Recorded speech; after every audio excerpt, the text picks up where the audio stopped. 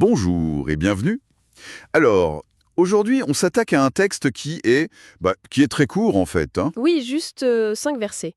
C'est ça. 5 versets tirés de la première épître de Pierre, mais il ne faut pas se fier à sa taille, on est d'accord. Ah non, c'est d'une densité théologique et poétique assez incroyable. Chaque mot pèse. C'est exactement le mot, pèse. Et notre mission, si on peut dire, c'est de voir comment ces mots, ces briques, s'assemblent. Pour construire quelque chose de solide. Oui, pour construire une sorte de forteresse identitaire pour les gens qui le lisent. Et ça commence dès la toute première phrase, qui nous dit à qui la lettre s'adresse. À ceux qui sont étrangers et dispersés dans le Pont, la Galatie, la Cappadoce, l'Asie et la Bithynie. Voilà, en gros, la Turquie actuelle. Et tout de suite les premiers mots. Étranger et dispersé. Ça interpelle. Oui, ça pose le décor immédiatement. Ma première réaction, c'est de me demander, est-ce qu'on parle juste de réfugiés, de migrants, de gens qui sont loin de chez eux et qui souffrent? Oui, Ou il y a déjà autre chose? c'est une excellente question parce que la réponse, c'est probablement un peu des deux. D'accord. Il s'adresse sans aucun doute à des gens qui vivent une situation très concrète de déracinement, peut-être même de persécution. Mais le coup de génie du texte, c'est qu'il prend cette situation de faiblesse. Et le fait d'être un immigré, un marginal, Exactement. Et il la retourne complètement pour en faire une force. Il ne leur dit pas juste « courage, vous qui souffrez », il leur dit « votre statut d'étranger n'est pas un problème, c'est une preuve, la preuve que vous appartenez à un autre royaume. ah, j'aime beaucoup cette idée. Ils ne nient pas leur réalité, mais ils la recadrent. Tout à fait. Ils transforment leur exil sur Terre en une affirmation de leur citoyenneté céleste. Leur marginalité devient le signe de leur véritable appartenance. » » D'accord. Donc, cette identité d'étranger, c'est un nouveau statut. Mais d'où vient-il? Le verset 2 enchaîne tout de suite, et là, ça devient dense. Il dit qu'ils sont élus selon la prescience de Dieu le Père. Oula, oui. Ça sonne tout de suite très lourd, prescience. On pense à un destin écrit d'avance. Un peu fataliste, non? C'est un mot qui peut faire peur, c'est vrai. On imagine tout de suite un dieu marionnettiste qui tire les ficelles, quoi. C'est ça. Mais dans ce contexte, il faut plutôt le comprendre comme un projet, une intention bienveillante, pensée par amour. C'est pas un déterminisme froid. C'est l'idée qu'avant même les difficultés, il y avait un plan pour eux. D'accord. Et être élu dans ce plan, c'est pas un diplôme qu'on accroche au mur. C'est le point de départ d'un processus. Un processus que le texte décrit juste après. Et alors là, ça devient très technique d'un coup. Oui, on entre dans le détail. Il parle de sanctification de l'esprit pour qu'il devienne obéissant et participe à l'aspersion du sang de Jésus-Christ. Honnêtement, ça fait beaucoup de jargon en une seule phrase. C'est la bonne question. Est-ce qu'un artisan de l'époque aurait compris? Je pense que oui, parce que ces images, pour eux, étaient beaucoup plus parlantes que pour nous. Alors il faut les déplier. Il faut les déplier une par une. Prenons la sanctification. C'est pas juste un mot compliqué pour dire devenir meilleur. C'est imaginer un sculpteur. Ouais. Dans sa carrière, il voit des centaines de blocs de marbre. Et un jour, il en choisit un seul. À partir de ce moment, ce n'est plus un caillou ordinaire. Il a été mis de côté pour un projet unique, pour devenir une œuvre d'art. D'accord, l'image est très claire. Ce n'est plus une pierre anonyme. C'est ça, la sanctification, être choisi et mis à part pour quelque chose de plus grand. Et le but de cette mise à part, c'est afin qu'ils deviennent obéissants. Oui, et là aussi, attention au mot obéissance. On pense tout de suite à la soumission craintive à un tyran. C'est ça, une obéissance passive. Alors qu'ici, c'est plutôt comme des musiciens dans un orchestre qui suivent le chef. Ils ne sont pas moins libres, au contraire.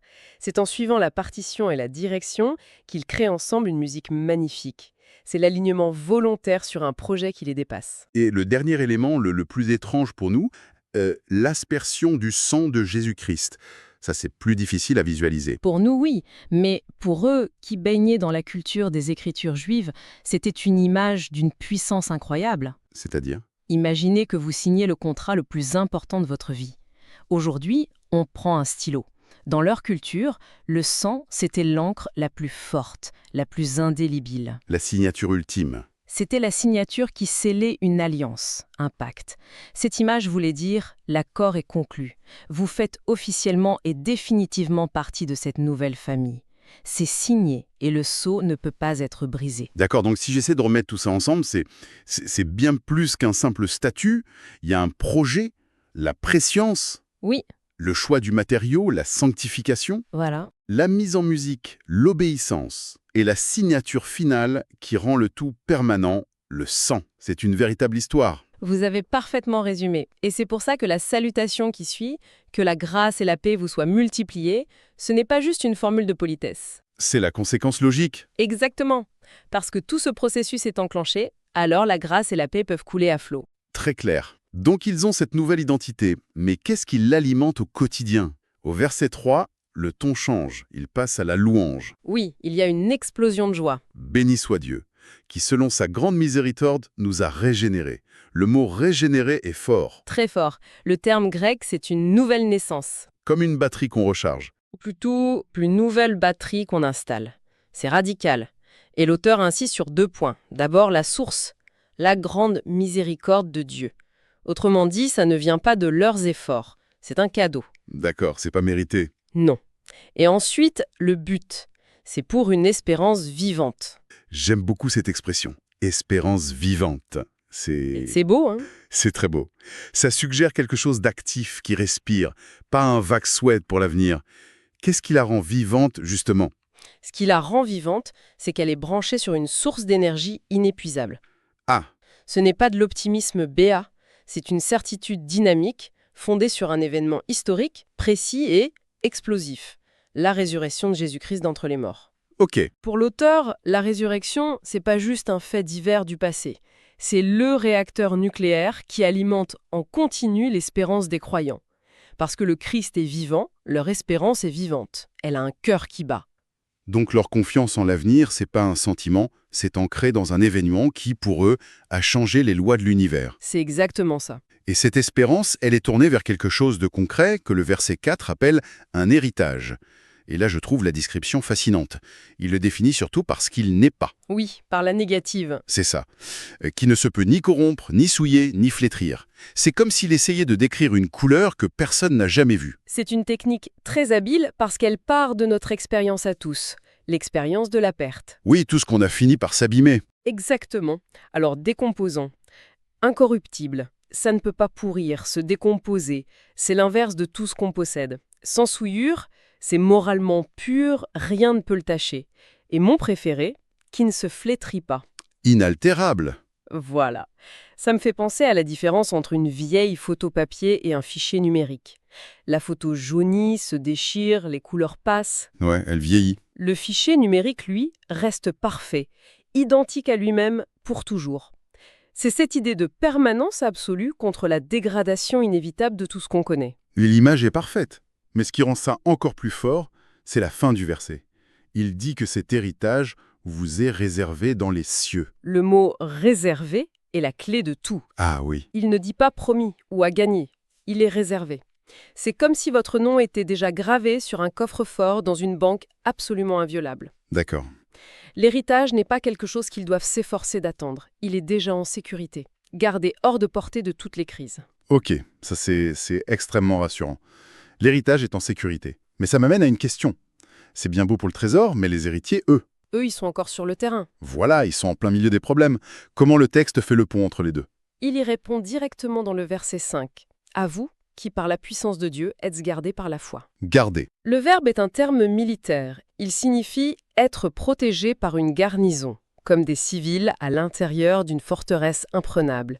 La forteresse, les murs, c'est la puissance de Dieu. La protection est absolue et elle vient de lui. D'accord. La forteresse, c'est la puissance de Dieu. Et la foi, c'est quoi son rôle là-dedans? Parce qu'on peut vite se dire, et si ma foi n'est pas assez forte, est-ce que les murs s'écroulent? C'est une angoisse très commune et c'est une distinction vraiment cruciale à faire. Le texte ne dit pas qu'on est gardé par la force de notre foi. Ah, d'accord. On est gardé par la puissance de Dieu, par le moyen de la foi. La foi, ce n'est pas le mur. C'est la clé qui nous permet d'entrer et de rester à l'intérieur. C'est la main qui s'agrippe. C'est la main qui s'agrippe à la corde de secours, exactement. Ce n'est pas la force de notre main qui nous sauve, c'est la solidité de la corde. La sécurité ne dépend pas de l'intensité de notre croyance, mais de la solidité de l'objet de notre croyance, la puissance de Dieu. C'est une nuance fondamentale. Et il y a une finalité à tout ça. Le verset dit qu'ils sont gardés pour le salut, prêt à être révélé dans les derniers temps. On rebascule dans le futur. Oui, et c'est ça qui donne tout son sens à leurs conditions d'étrangers. Le salut dans cette pensée, il a plusieurs temps. Il n'est pas juste à la fin. Non, il y a un temps passé, ils ont été sauvés. Un temps présent, Ils sont en train d'être transformés. Et un temps futur, la pleine manifestation de ce salut, la libération totale, est encore à venir. C'est ce qui est prêt à être révélé. C'est ce qu'on appelle le déjà là et pas encore. C'est exactement ça. Et cette tension entre le déjà là, de leur nouvelle identité, et le pas encore de leur héritage, ça donne un sens à leurs épreuves. Leur vie actuelle n'est pas la destination, c'est le voyage. C'est waouh. C'est fou quand on y pense. En à peine 5 versets, on a une forteresse complète qui a été bâtie. En construction mentale et spirituelle, oui. On part des fondations, cette identité d'étranger qui retournait. La salle des machines, c'est cette espérance vivante branchée sur la résurrection. La salle du trésor contient un héritage parfait, déjà en sécurité. Et les murs d'enceinte, c'est la puissance de Dieu. Un système complet. C'est un système complet conçu pour rendre quelqu'un indestructible psychologiquement. Alors si on prend un peu de recul, quelle est la grande idée qui relie tout ça ? L'idée centrale, je crois, c'est de construire une identité qui ne dépende absolument plus des circonstances. Ah oui, Que vous soyez riche ou pauvre, en bonne santé ou malade, populaire ou persécuté, votre valeur et votre sécurité ne sont plus définies par ça. Le coup de génie, c'est de dire à ces gens marginalisés, votre sentiment de ne pas être à votre place, ce n'est pas un problème, c'est la preuve que votre véritable patrie est ailleurs. c'est une réévaluation totale de la réalité. Complètement. Chaque concept qu'on a vu, l'élection, la régénération, l'héritage, la protection, c'est une encre qui est jetée dans ce monde invisible, mais qui est présentée comme plus réelle pour les empêcher de dériver. Une identité fondée sur l'éternel plutôt que sur le passager. Pour finir, j'aimerais revenir sur ce détail qui m'a marqué. Je vous écoute. C'est au verset 4, cette façon de décrire l'héritage par ce qu'il n'est pas. Incorruptible, sans souillure, inaltérable. C'est ce qu'on appelle la théologie négative. Parler de ce qui nous dépasse en disant ce que ça n'est pas. C'est ça, et ça me laisse avec une question pour la réflexion. À quel point le fait de définir une chose par ce qu'elle n'est pas peut nous en révéler la nature plus profondément ? On a du mal à se représenter ce qu'est un héritage éternel. C'est vrai. Mais on sait tous ce que sont la corruption, la saleté et les choses qui fanent. Est-ce que cette approche, utilisée ici pour l'éternité, ne pourrait pas être un outil pour mieux cerner d'autres grands concepts abstraits ? La paix, par exemple. C'est peut-être plus facile de commencer par dire ce qu'elle n'est pas l'absence de conflit, pas la tranquillité forcée. Parfois, pour vraiment savoir ce qu'est une chose, le chemin le plus éclairant est de commencer par définir tout ce qu'elle n'est pas.